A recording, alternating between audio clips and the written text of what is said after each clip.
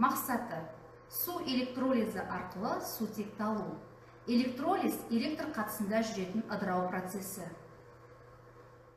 Керекті құрал жабдықтар: тірек, қысқыш, гальваникалық элемент, батарея, жиынтық шығарғыш, көзілдірік, спиртшақ, сіріңке, тамшуыр, сутекті алуға арналған шырпы, стақандар және бөлгіш. Керекті реактивтер: 1 молярлы күкірт қышқылы және су. Қауіпсіздік ережелері: қышқылдармен жұмыс істеген кезде өте қатаң сақтауымыз қажет. Bir жолғы қолғап және де көзілдірік, қышқыл денеге тиген кезде салқын сумен шаю және жұмыс орны тоқ көзінен алшақ жерде орналасу. Тәжірибенің орындалу барысы: стақанға 20 мл су құямыз.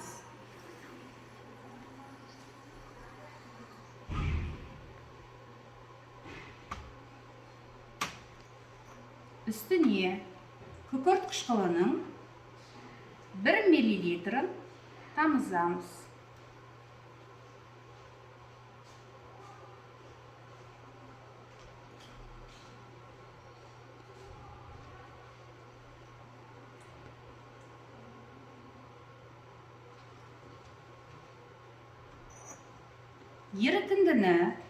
Ерітіндіні гальваникалық элементке бастапқыда тамшуырмен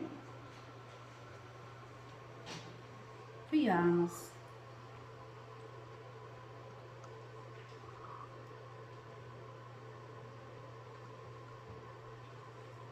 Содан кейін электродқа бөлгіштерді орнатамыз.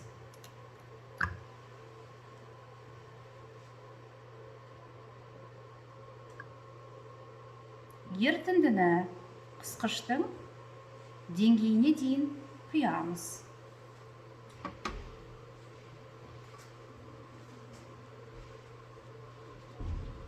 Батареяны электродтарға жанастырамыз.